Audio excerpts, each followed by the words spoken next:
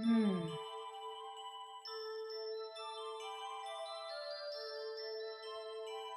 great. So welcome to this webinar.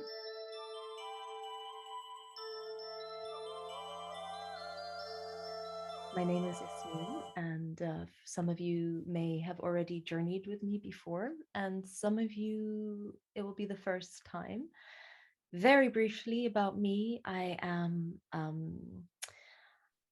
half Egyptian. I grew up in Egypt. Part of my deep curiosity as a child was the meaning of life and the meaning of being a soul, knowing that one day I would die or at any moment I could die and that I was born. And the unseen worlds were very significant in my upbringing, being brought up very religiously, and it never led to a seizing of the curiosity of why and what's the purpose of being here, and the deep, deep longing for something very true in my life. So, with that comes, as one of you beautifully shared, the longing, the heartbreak, the opening, the also the exploring energy, the curious energy, the one that is ready to dive into this cosmic adventure of life, and at the same time knowing that with that it comes with many ups and downs, being a human, being a soul, moving through this very physical, dense world. So I have journeyed for years with these different mysteries coming from all over the world, only to find that in Egypt, the place that I couldn't wait to escape from, actually had a lot of the beautiful, rich sap, the deep waters that would nourish my soul. And I've been diving in deeply into these waters for the last 8 years. And I also facilitate with ISTA, so spiritual, sexual shamanism, and do my own work around this quality of spirituality, sexuality, and shamanism, specifically that comes from the land of Egypt. So, part of this webinar today is to explore the map of these temples, and these temples that Egypt left as a legacy to the world are actually very much connected to us as humans. The map that they laid out this country, the country was seen as a physical, in a way, almost like a physical body from the base to the crown. And the Nile was like the spine that kind of connected everything, all the neurology from the base of our body, all the way up to our crown, from the deep connection to earth to the deep connection and the very aligned connection to also the cosmic and especially to the star realm. So I'm going to invite you throughout this next hour and a half to take in some nice deep breaths every now and again, especially as we're looking at a screen, just to allow ourselves to connect to the fact that we have a body and we have feelings and we have curiosities, but we also have deep sensations that are in our body that speak to us. So every now and again, I'll invite you to take in a deep breath to feel yourself, so that anything that you're receiving is not just going into your thoughts, but also that it's actually nourishing something deeply in your body. So let's take a breath together. Yeah, great. So we're going to start on this journey. I'm going to explain and share and transmit some of the beautiful qualities of this journey from the base all the way up through our body, all the way up to our crown, which in a way, when for those who are journeying to Egypt or who will join me on a journey in Egypt, there's one coming up in April called Conception, or any other journey you do on your own, that you start to connect to this aligned grid that was left as a legacy and start to resonate with it in yourself. So we start right at the base and we move all the way up, sharing just the importance of each of these temples and how they're all interconnected together. I also invite you, for those who are here, to use the chat if there's any questions that arise or anything that you want to share throughout this next hour and a half, so that I can also have some communication with you. And for those who are watching the recording, that you just enjoy. And yeah, okay. So let's start at the base. And this is part of the journey when we go on this Nile journey. We start in Aswan. And Aswan, or the temple of Isis, is very much where the seed of creation happens. Um, this is the place of, in a way, the beginning of the primordial waters, everything that has to do with the moment of our conception, the moment before we even came into a human body, the waters of life. All of life begins with the fusion of two drops of water, semen and blood, or in a way, the egg in the womb. But so this coming together creates, through so much energy and will, a powerful moment, a fusion, a unification where life comes in. And so a swan, the temple of Isis, represents this coming together through the sexual waters, through the alchemy of these two blood, like red and white blood, water for sources coming together, blood and seed, in a way to create the first spark of human life. And the more we connect to the realm of Isis within us, the waters that flow through our body, very much the waters that run through our body. And waters represent, yes, our energy of creation, fertility, sexuality. They also represent our emotions and our feelings. So when working with Isis particularly, we work with the deep stored house of emotions that are inside of us. On a cosmological level, Isis also represents our memories, everything that exists from the moment we were born until now. We're just collecting memories and responding to these memories, creating, in a way, the life, the personality, the belief structure, the being we are, so much connected. And if we look into our deep water body, we'll find everything is there. So, one way of starting to move our feelings is that we start to allow ourselves to go into different states of trance, which means when we go into deep meditations, when we start doing shamanic breath work, when we go into a dance, a trance, in whatever way, when we dance, our body, our fluid body is moving, shaking, stirring. And one of the most powerful medicines that she carries, or elixirs, is of course our tears.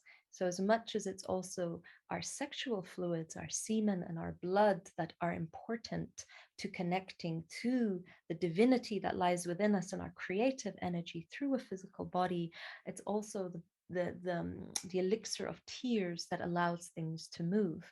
Tears when we're sad are vital. Tears when we're ready to shift something, move something, when we start to cry, whether in ecstasy and joy or whether in deep sorrow, things start to move and start to respond in new ways in our system. So, in a way, we're repatterning, we are rewiring ourselves. So, if there's a lot of heartbreak, one of the part of the work I do is beings often come to a lot of these trainings and they have not grieved. They haven't cried the loss of someone they've loved. Even I visited my grandmother not long ago, and my grandfather died 4 years ago, and she said she still hasn't cried. But she can't seem to find the way to cry. She cried once and stopped herself, and that's it. So, and of course, we cannot force this. When it comes with a force of grace, like something starts to move. But it's just one direct example I had in my family. And I see this happen again and again and again with beings who are holding onto something, holding, and not releasing. So Isis is about that deep release to let something new come into our life. And one of her ways is to say, grieve it, cry it, shake it out, dance it out, scream it out, laugh it out. The important thing is to not stop feeling, because that is flow, that is energy flowing and moving. So, one of the big pandemics I feel in the world is this holding on and such a fear to actually really feel what's at the depth and core of us. Because once we start to do that, we're going to tap into something very deep, very real and authentic inside our hearts and our human experience. So we start there at the base, at the root, to feel, to start to look in a little deeper, to dive in a little deeper. So it can stay very much in the mind, or even spirituality sometimes takes us out of that actual deep connected experience of being so human. And that's what Isis's gift is. It's like to return us back to our humanity. So let's take a breath into that for a moment.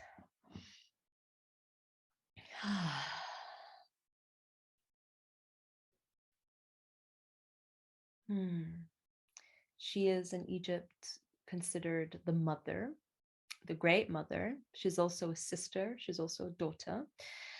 And this means that she's very relatable to us as humans. When we relate to ourselves again as humans, as children, we were born as children, we will be elders. We go through a whole time span where we go from so small, little tiny, helpless creatures into these beautiful, blossoming elders over time.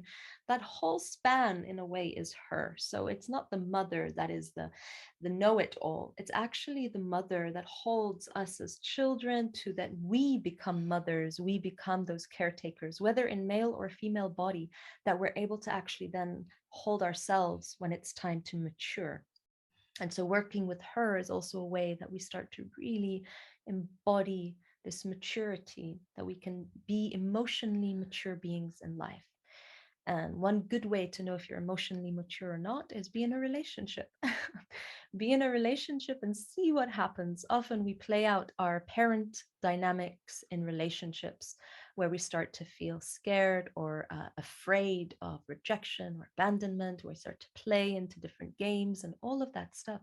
And it's natural because as children, we were learned certain protective mechanisms to ensure our survival, whether it means we block ourselves, we seal ourselves, we defend our hearts, and we create different personas to survive in the world to get what we need, but we're not actually really living from what's true and beating in our heart. And there's nothing wrong with that. It's very natural. It's just when we're here, we start to look into that and start to realize, who am I really? What do I really want from life? How do I really want to be in life? What are the things I love and want to be more connected to? And very often, this is connected directly to our creativity. And as humans, as children, especially as children, we're highly creative. Paints and colors and crayons and numbers and blocks and all kinds of things, nature and soil. We want to create, we want to keep exploring. And so as we journey with this first temple, we start to see what are the things that we actually really want to be creating in our life. So when we're often, we start taking on jobs and doing things that don't speak to our creative essence and soul.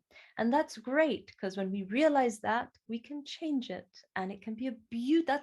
That's the fun process. That's where a lot of magic starts to happen, is when we realize, oh wow, I can actually change it. It's the scariest thing and the most beautiful thing is to take on that new creative hobby or stop something and start something new. And she really gives us that strength to do that. So if you're an architect, but you've always wanted to be a violinist, great. There is that possibility in life. It's our life. We're all just moving through it. And eventually something's going to change and we're going to eventually die. So why not? What's stopping us? So this is where we start to tune into, what do I love? What am I passionate about? What are the creative juices that flow through me that I would love to explore more in my life? Okay. Okay, great. So, and also the other part of this temple is that we start to attune ourselves to the innocent shamelessness of our human sexuality too. So Isis is an Isis, and there's also Hathor, which is very much about sacred sexuality, but they all are connected. All the different temples encompass and embrace our human sexuality because for them, that was the direct connection to creativity. When we stop ourselves from really expressing ourselves sexually, which doesn't only have to mean being in bed with someone and having sex, but it's this sense of aliveness that flows through the body, this shamelessness, this innocence that comes, a curiosity. It's almost like an erotic innocence that wants to play with life and create with life. And so one of the big things on the planet, of course, is stopping our sexual energy from flowing. And in this case, connecting to Isis connects us deep to the core of our sexuality, but also to that slight wound at the center of that, and that we vibrate love and new energy into that. And one of the ways we do that is by cracking open our hearts and actually really letting those tears flow, letting our waters flow. And the last thing I want to say about this beautiful temple that exists within us, more in our sexual center, in the base of our body, is our connection to longing. Isis represents that deep heartache, that longing to unite with everything that is real and true in life. This longing, this ache in the heart to be at one, to be unified. And ultimately, it's the beloved, it's love itself. In her case, it's with Osiris. She longs to unite with her beloved. And the ache that she carries in her heart is the separation from the beloved. But that doesn't just necessarily mean a lover outside or a sexual lover or a partner. It's that ache to be at one with all creation, to be at one with God or goddess or whatever you want to call that, divine again. And there's this certain inherent sadness that comes even as a child going through adolescence, seeking this unification with the beloved, but somehow realizing that will never be enough with another human being. It's something in the depth and core of our human soul that seeks to unite with spirit. And so this longing is always there. And many of us humans, many of us actually deeply desire to come back to the one, to the moment of that, that deep union. And we'll have tastes of that through life. Life will provide tastes and moments of that unification. But part of also creation is that we forget and we remember, we forget and we remember. And at moments we'll feel the bliss of ecstasy, and at other moments we'll feel the complete heartache, and we can only surrender to the fact that we are separated. Okay, let's take a breath into that for a moment. Can anyone relate to what I am sharing? Yeah. Yes.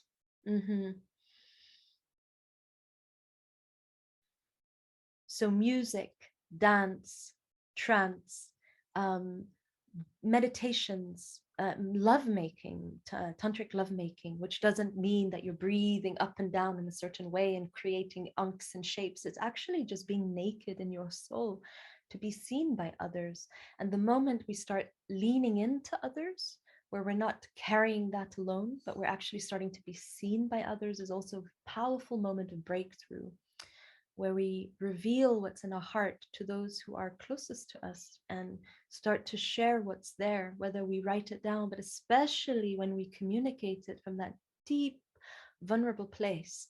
Those are the exquisite moments of breakthrough in our life, whether we share it with a beloved or with a sister or with a father or with a friend or a stranger. But those moments where we start to crack open and be seen in our absolute vulnerable kind of quivering delicacy of our soul, then at that moment we feel more free. And so this is the place to lean into that vulnerability. And as we're going to journey up the Nile or journey through our different centers, we'll realize eventually we will have a glimpse and a taste of unifying with Osiris. And all we can do is be so satisfied with those little sips that we take throughout life. And eventually, maybe one day we'll feel full and we won't need it from anyone else. But there's a beauty and there's also a very human thing about actually meeting each other sometimes to at least be able to open up and be seen. Okay. Great. So as we journey from Isis, we then go with a boat, or let's say through this river in our body, we go then to Sobek, the temple of Sobek, which is the temple, it's the part of our reptilian self. Sobek's temple is a temple where there's many crocodiles and many mummified crocodiles. It was also the place where deep initiations would happen. So we would dive into our core fear, because when we start to feel our fear, then we can truly start to say, we can feel our desire and we can feel the desire to truly live. but in a way, the fear holds us captive until we start to feel it and vibrate through it. So starting with this longing and with this actual starting to move the water body, we'll probably access places of deep fear to really surrender, fear to really be seen. But more than anything, it's the fear of really starting to show up and shine our soul gift into the world. The fear, the terror actually of the soul, of being exposed, being seen, and actually starting to emerge. And in a way, we have two fears. We have a very instinctual fear, which is a very healthy fear, which means if someone comes at us and tries to mug us or attack us, that we run or we scream or we do something. It's this inherent fear in our body that supports our security and safety and our survival. And we need that. If we didn't have that, we'd cross the road when cars were coming and we wouldn't get that moment of fear, like, oh my God, I should not be crossing the road when fast cars are passing by, or whatever these little fears, or going into an ocean that's full of a riptide current. These instinctual fears are very, very natural and very vital for our survival, or touching a stove with our bare hands. Yet, there's another fear that is created, and it's a fear that is an illusionary fear that will feel so true and real sometimes, and yet it isn't. It's created by a survival instinct that we maintain as children or as teenagers, but it becomes outdated. And we live through these fears maybe for the rest of our life. We respond to these deep fears again and again. So here we start to confront that fear, the fear that exists within us, that is a very illusionary and make-believe fear that can feel so real. And yet the important thing is that we recognize it and that we can move through it by shaking, by moving, by seeing it, by expressing it, by writing it down, by trembling through that. And on the other side of that fear, when we visit the temple of Sobek, the other side of that is Heru, which is Horus, which is the shining soul that actually radiates itself forth into the world. So there's this very delicate line between living in fear, but also living on purpose.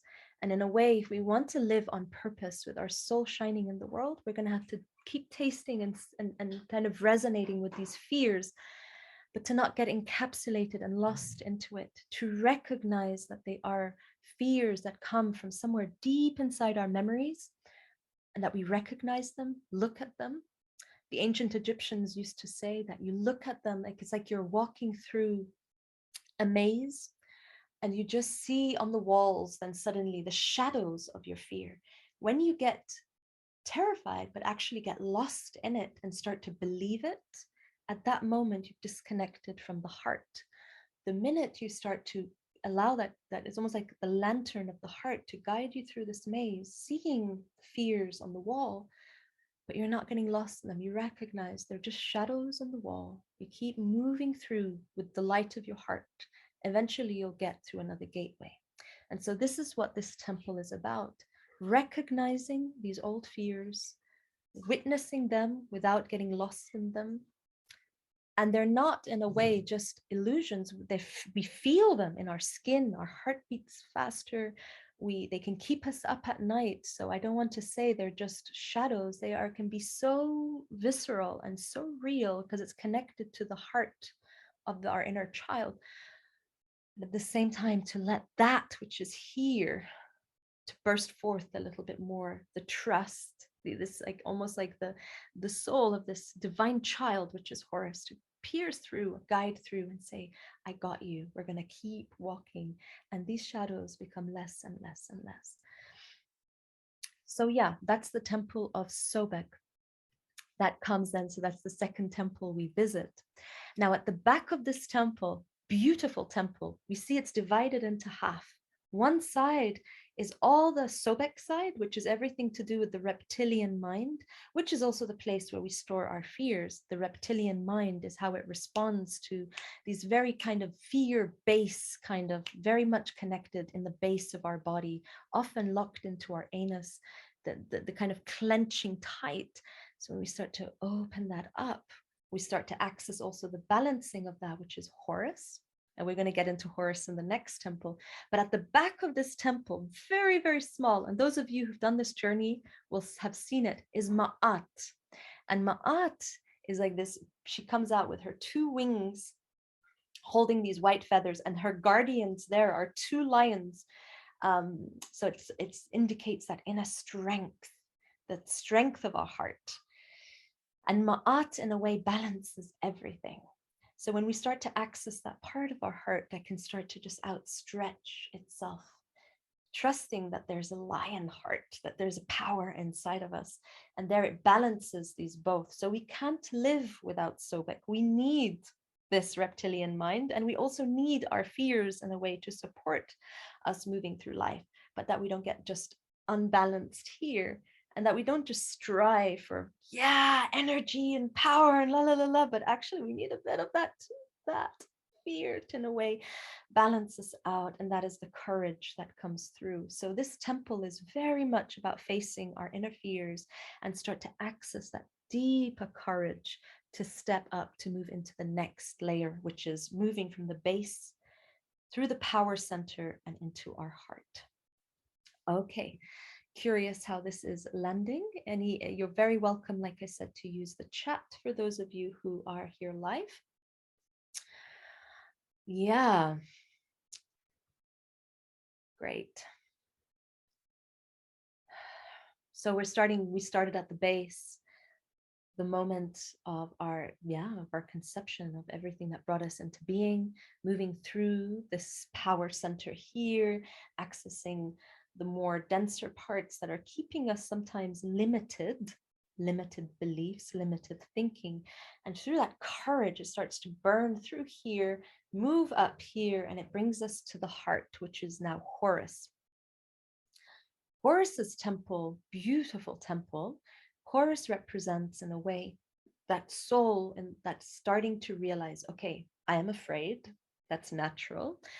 I have a human story. It might be a sad human story. I accept that. I've allowed my emotions to flow. I may continue to feel this for the rest of my life, but it's not going to keep me bogged down. I'm going to keep rising up to my heart and live from here. So when Horus is the part that actually starts to shine forth into the world with courage, with strength. And so this temple of Horus is also a temple where they say, very much connected to sexual alchemy too. And he's the warrior. So part of this is where we're ready to stand up and even fight a good fight for our life. It's the temple where we access the powerful will power inside of us. We have something that keeps us bogged down, a critical belief, if we're looking on an internal realm, something that keeps us bogged down in a critic, a limiting belief, something that isn't true, but we've held onto it for true as our whole life. Here we start to realize that isn't who I am. And so in a way, we also access that inner warrior that says, I am going to stand up for myself. I'm going to stand up for what I believe, and I'm going to stand up for creation, the way I want to see my life create. To stand up, to create the life I want to create. So here we access this beautiful solar flame, the solar energy, where we start to actually really rise to the challenge. Because when we start to really do the work, it's work. It can feel like work. It's not just a walk through the park. We're going to have to actually really sit with ourselves. We're going to have to whether it's to meditate, or we're going to have to do the emotional release work on a not just once every year, but we're going to have to access that on a sometimes even daily level. We're going to exercise, we're going to journal, we're going to do the workshops that make us feel good. We're going to actually step up and put some willpower into it. So here we access our willpower. And this is really important if we want to actually really step up on this journey, because this is the place where we start to then come towards the Great Pyramid, which is here, our kind of spacious consciousness. But we can't access that without a part of us that is ready for that, willing for that. And willing for that means stepping up and rising to a challenge, because he is a warrior and he will go to war to stand for something he loves. And this is also the temple that says, yeah, fighting a good fight for what we believe in is important. And I feel this is a really important thing, as even as humans, when we think accessing the energy of a good fight is wrong, we realize actually we do need to step up and start to speak up, step up for what we feel is true. And as humanity, I feel we're going through this initiation very strongly. So let's just take a breath into that.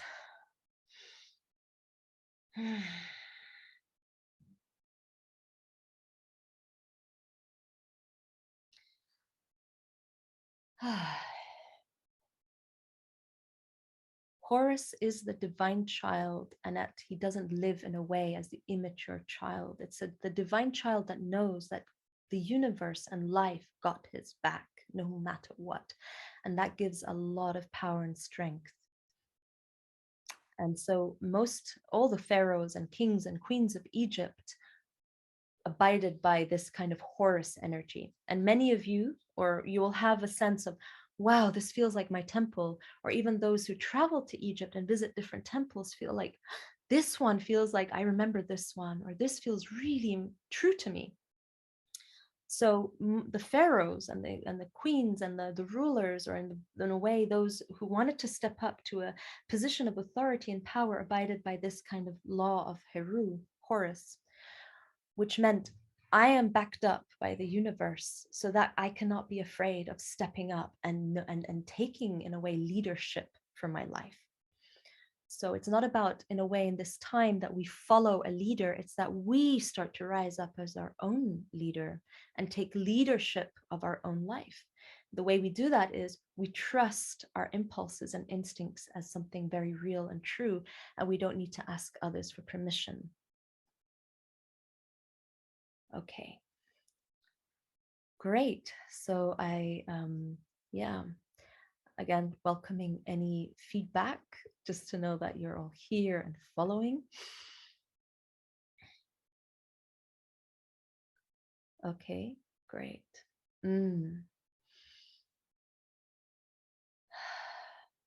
Beautiful. And then just the last thing on this temple of Horus is we start to realize the joy of stepping up into that. We start to feel this childlike joy in creating the life we want to create. We feel this incredible ecstatic current moving through us, because we don't know, we're no longer seeking approval from outside, because we've moved through this place, through the temple of Isis and Sobek, where we're not looking for parents outside anymore. Horus recognizes, or a person who steps into Horus is, I am backed up by the universe and by life as my divine mother, father. I'm not looking for someone outside anymore. And this is what happens in relationships. We get entangled seeking mommy, daddy approval or recognition or love. But here, the power of this inner leader knows no one will give me that, but I've got it deep inside of me. And so this rises us then up to the next temple. And here we access, for those of you who journey with me or any other journey, when we do this Nile journey, and there's one, as I said, coming up in April, we then go towards Karnak. And here we come to meet Sekhmet. Sekhmet, those of you who've been with me and looked in her eyes know what I'm talking about. The power of this lioness, feline energy. It's pure, exquisite life. There's nothing else. It's known its power in this human body, not just through the spirit or through, but it's like embodied in this human body. Here is the permission to eat, to make love, to live life fully, knowing that you are, in a way, a spiritual being, but very much an embodied carnal being. Here you have permission to be human, alive, wild, sensational. There isn't this shame locking up in the base of the body. So the expression of this is like pure energy. It's pure energy, pure raw energy. And Sekhmet knows herself, knows her boundaries. There's no fear in saying no when you start to work with Sekhmet. Saying no and creating very clear boundaries for your life, what comes in and what comes out, it's very clear. Then anything is possible. anything is permitted according to the true desire that comes from the heart. And I'm sorry to say, there's even a permission to kill. There's a permission to fight. There's a permission to fuck. There's a permission to make mistakes. But there's this, not this inner lashing and I did something wrong. It's just energy. It's not this dualistic mind interfering anymore. It's pure life moving through. Pure life moving through. Imagine if more of us on this planet really access and harness that power, what kind of tremendous change we'd make as human beings. Huge change. So she has that power of the pure lion feline energy. And there's a male version of her too. All of these, I don't want to make them male or female. They're just, in a way, they're not divided. So this is that pure ecstatic current of I am alive and I'm here to live. I will devour, I will eat up everything. I'm not going to poke my little finger at it. I'm going to eat it up. If it doesn't feel good, I'm going to eat it up and destroy it, but with love. With love, it comes from the heart. And this is what makes Sekhmet's energy so powerful. So yeah, we can see like it's the Indian version of Kali, but she doesn't chop off a head, she will eat off the head. It's an animalistic urge to live. And it's not to survive, it's to thrive. And this is very different. We're often made to believe that we need to survive. Well, when we start to access this power that comes from here, power in our heart, and here we start to thrive. We're not satisfied with pure survival anymore. So here we access then Sekhmet. And then we journey. After that, we journey on the journey to Dendera. And here we access the temple of Hathor. So after we felt that power, the instinct, the drive to thrive, to say yes to what we want, we're very clear with what we don't want anymore. And we're not going to half-heartedly live that anymore. We're going to say no, and we're going to change it because we have the power to, and we have the absolute birthright to that. We have a birthright to that. Then we connect after that to Hathor. And Hathor is the ecstatic dance. It's music, it's rapture, it's art. Because when we create, we start to become living embodied artists of that which we're standing for. So let's take a breath into that.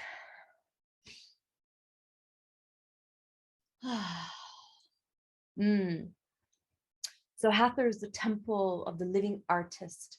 And this artist isn't just it's creating as a cosmic artist. She's connected to the Milky Way. The great mother of Egypt is the Milky Way.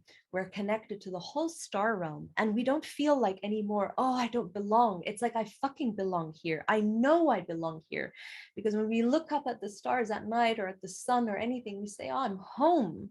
I am home. I belong in this world, in this universe. I am home, and I am loved just the way I am. So from here, the artist, the divine child, starts to create with color, with musical notes, with different oils, different smells, different spices. Life becomes an artistic, creative expression. And so here we start to invite in that ecstatic living. And when we become artists in this, like when we start to really embody this artist, we realize all those little things that used to niggle at us or make us feel really small, we use that as beautiful, fertile soil for the next creation. It's not, oh, this was my past, it's so terrible, or this is this relationship, it's not working, that's awful. We look at that as creative ground for building up something beautiful in ourselves, a work of art, and we become this work of art. So this temple is filled, you'll see on the temple walls, musical instruments, dancing. You'll see the oils, the cooking, the delight in different tastes and notes of flavors and sounds, and it's the temple of dreaming. And in ancient Egypt, dreaming was important because if we want to really start to connect to that powerful divine creature inside of us that is here to create something, we're going to have to learn the art of dreaming. And here you dream. It's like you need a couple of days off to dream. Please take that. And in this world that we have, I think one of them, this fast-paced, high-performance world, we forget the art of dreaming. And so people who would come to all these temples were often also diseased in the soul. So every temple held a medicine. And this temple was like, you're not feeling good in your soul. You're not feeling good in where you are in life. Forget life for a moment. Come here, listen to the music, smell the oils, and dream for a moment. Dream yourself back home. Dream yourself to the stars. Be inspired by poetry again. Let your heartstrings move into something that feels human and soulful and nourishing and uplifting. And so, yes, this temple was one of dreaming. And there's such a beautiful, beautiful way of dreaming. And I'm not talking about that dreaming where you just dream your life away and don't get anything done. No, Egypt's whole gift to humanity was will and power and action in the way that they created a legacy behind that was meant to last. But we need moments of dreaming in life, a cup of beautiful hot cacao or tea, sitting on a sofa, looking out of the mirror out of the window for a few hours, listening to the songs of the birds and realizing that we're these beautiful souls, but we need these moments in life. So here we have a day of inhaling the fragrance of that delicious artistry of life. Okay, let's take a breath into that for a moment.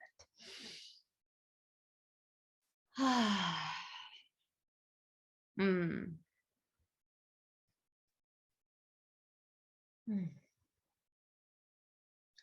So on the Nile journey, what tends to happen after we visit this temple, we take a day off because we just want to soak in the inner poetry that's been inspired. We want to create, we want to write, or we want to visit places that spark our soul. But there's something about taking space for a moment to let things rest and integrate, so that we're not always feeding ourselves with more, but we have time to digest things. And so this temple will be like, take a moment to digest your life and then take the next delicious sip.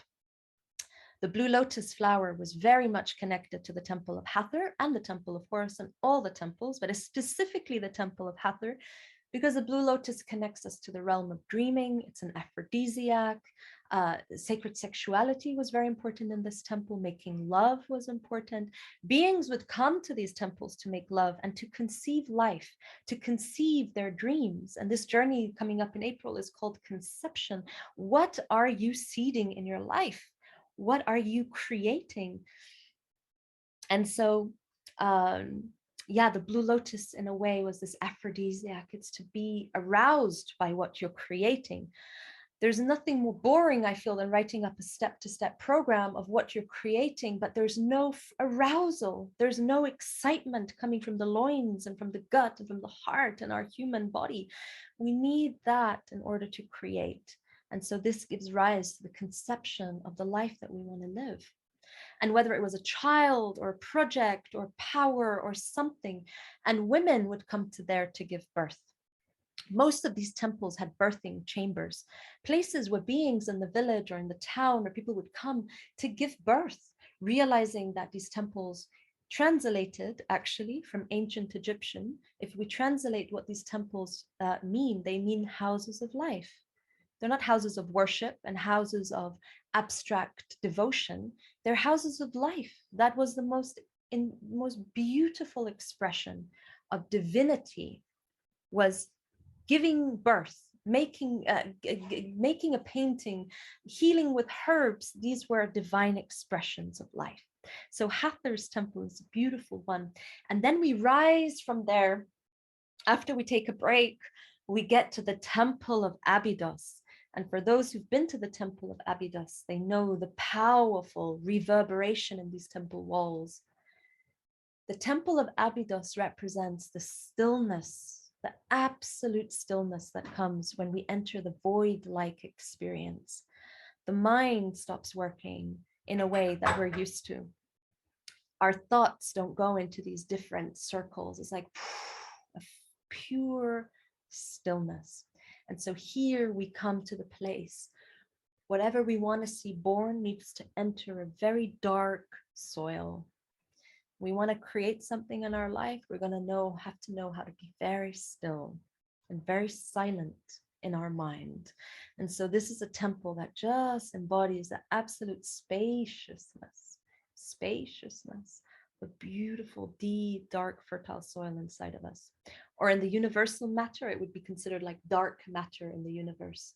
We will never know it. It's always going to be a mystery. And somehow this whole journey of conception is we journey and we seed within the mystery, within the unknown. Because a part of us knows, but a part of us will never know. And Osiris represents the deep unconsciousness, the parts of us that will never know. And Isis longs to unite with that. There'll be moments of complete emptiness and spaciousness, and then awareness comes in, and consciousness comes in, and desires come in, and everything else comes in. But those moments are very, very precious in the creative process. Pure silence and stillness. And so this temple is a place where we remember the power of that deep, rested divinity in our bones. Just space, emptiness, void like dark matter. That's it. Yeah. And Osiris represents true power.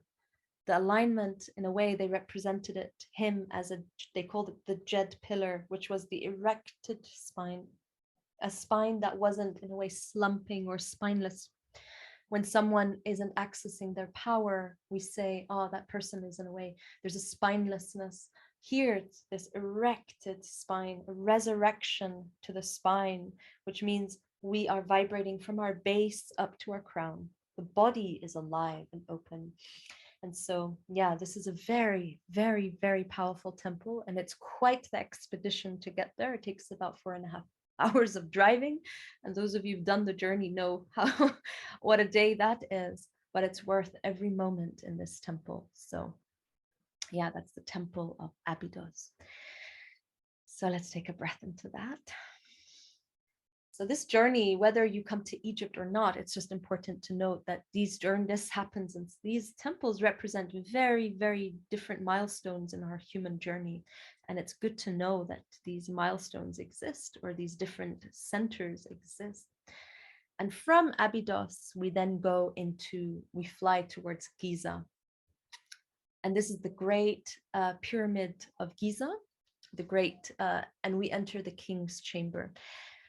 And here's the moment where we just allow this complete journey to, in a way, resonate and sound all the way up to the cosmos. In a way, it's saying, I'm here and I'm connected now. Like, I am connected. And part of the beauty of this journey is going together as a group, is realizing no matter what happened on the journey, when we start to align with our voices and our sounds, that moment of alignment as a group soul, we lift up in a way. And no matter what happens, just having that moment in the Great Pyramid, even just that moment, it will reverberate through life. Those moments of realizing, oh, I've known that connection. I have that connection. So the Great Pyramid was a place where, in a way, the soul would meet the creator. And so for the ancient Egyptians, there were different bodies. And I don't want to go too much into this. This is a whole other seminar, but in a way, we want to access so the personality is like, in a way, called the Ka body. And then we have the heart, which is the Ab, and then we have the Ba. And the Ba is represented, it's the soul, and it has wings, because our soul needs to fly. Our soul's natural essence is winged. It means where we're not giving ourselves permission sometimes to soar and to fly, then we get unwell. That's why sleep is so important, because our soul gets to have moments to go back home, in a way, back, and to come and wake up in the morning again. We're rejuvenated, we're replenished. And like I said, throughout the day, sometimes we need to have a moment of permission to just let the soul unravel its wings, so that it's like, there's a spaciousness, there's an openness to our living. And so in the Great Pyramid, in a way, it's where our personality moves through our heart, which we've done on the journey. We started to access our heart. We connect to our soul living, our soulful living. And then from there, the soul would travel all the way up to, the different types of other bodies, the Ach and the higher bodies that, in a way, we'll have glimpses of and then we come back down. But we can live embodied as souls in this world. And that's what this journey is about. It's about a soul initiation. So we remember that we're souls and we start to live a soulful life. Yeah. And so the Great Pyramid was a beautiful initiatory process for the initiate that would come, that was ready to live a soulful life. And that's it. That's the journey. And then we take it in and embody it. So yeah, let's take a breath into that for a moment.